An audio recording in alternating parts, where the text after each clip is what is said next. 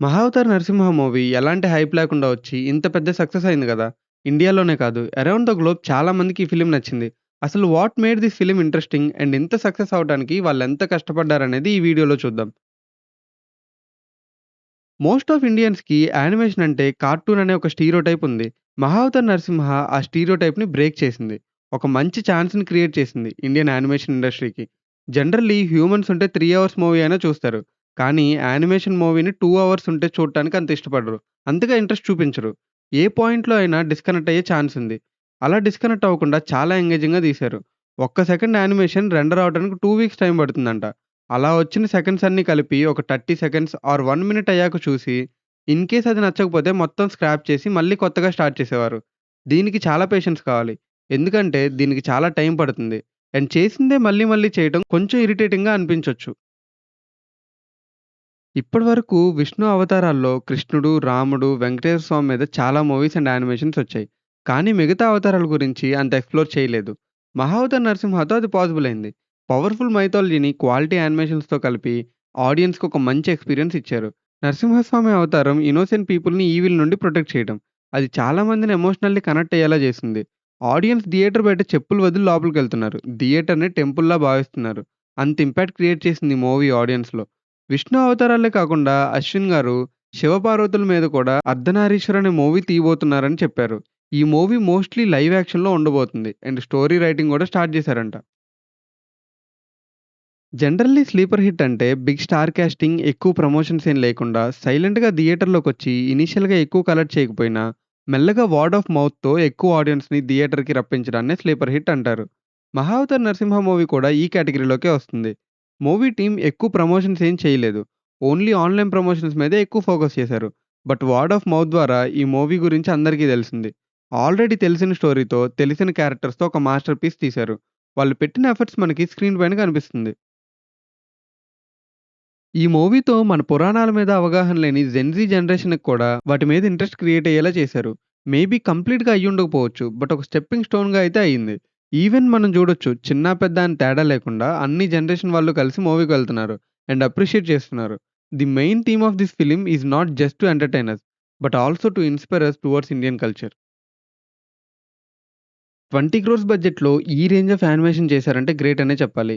But budget constraints వల్ల makers only main characters animation మీదే ఎక్కువ ఫోకస్ చేశారు. సైడ్ క్యారెక్టర్స్ యానిమేషన్ అంత బెటర్‌గా ఉండదు as compared to main characters. But overall ఆ బడ్జెట్‌లో ఆ క్వాలిటీ ఆఫ్ అవుట్‌పుట్ అనేది బెస్ట్ అనే చెప్పాలి. శామ్ సీయస్ ఇచ్చిన బ్యాక్‌గ్రౌండ్ స్కోర్ అండ్ సాంగ్స్ మూవీకి చాలా ప్లస్ అయ్యాయి. వాటి వల్ల మూవీ చూస్తున్నప్పుడు ఒక డివైన్ ఫీల్ వచ్చింది. మూవీ క్లైమాక్స్‌లో నరసింహస్వామి వచ్చినప్పుడు ఆ విజువల్స్ అండ్ శామ్ సీయస్ పాడిన 'రోర్ ఆఫ్ నరసింహ' అనే సాంగ్ వల్ల గూస్ బంప్స్ ఒస్తాయి. ఈ మూవీకొచ్చిన సక్సెస్‌తో నెక్స్ట్ ఈ 'మహావతార్' ఫ్రాంచైజ్‌లో రాబోయే మూవీస్‌కి బడ్జెట్ అండ్ యానిమేషన్ క్వాలిటీని డెఫినిట్‌గా ఇంక్రీజ్ చేస్తారు. నేనైతే ఈగర్‌గా వెయిట్ చేస్తున్నా ఈ ఫ్రాంచైజ్‌లో రాబోయే నెక్స్ట్ ఫిల్మ్స్ కోసం. ఫ్రాంచైజ్ నుంచి నెక్స్ట్ రాబోయే 6 ఫిల్మ్స్ అనౌన్స్ చేశారు. ఫస్ట్ మూవీ 'నరసింహ అవతారం'కి 5 ఇయర్స్ టైం తీసుకున్నారు. బట్ రిమైనింగ్ మూవీస్ అన్నీ ఓన్లీ 2 ఇయర్స్ గ్యాప్‌లోనే ఉన్నాయి. ఫస్ట్ పార్ట్ సక్సెస్ అవ్వడంతో రిమైనింగ్ వాటికి బడ్జెట్ ఇంక్రీజ్ చేశారు. ఫస్ట్ పార్ట్‌కి బడ్జెట్ తక్కువ. అండ్ అప్పట్లో ఎక్కువ ఏఐ యూసేజ్ అనేది లేదు.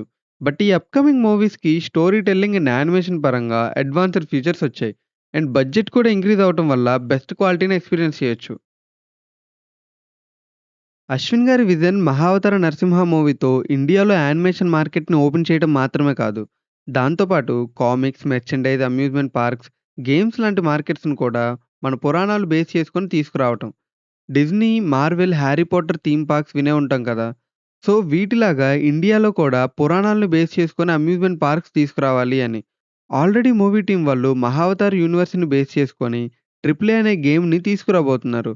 వాళ్ళ మోటివ్ ఏంటంటే ప్రెజెంట్ జనరేషన్‌కి, రాబోతున్న ఫ్యూచర్ జనరేషన్స్ వాళ్ళకి కూడా పురాణాల గురించి చెప్పాలి అని.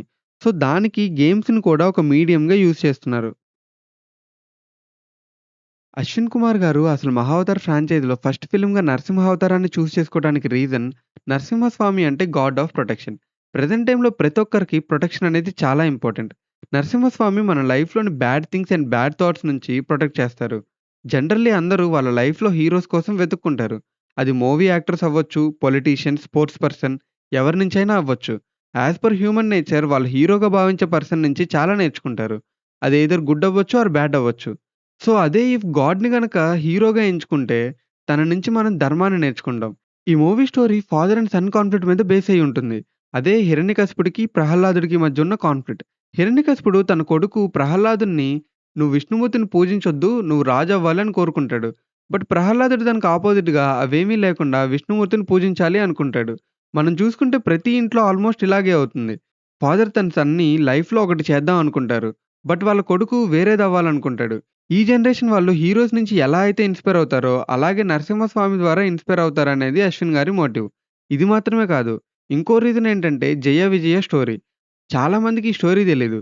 'జయ విజయ' ఫస్ట్ జన్మలో హిరణ్యాక్షుడు అండ్ హిరణ్యకశిపుడుగా పుడతారు. అందుకే నరసింహస్వామి అవతారం పైన ఫస్ట్ మూవీ తీశారు.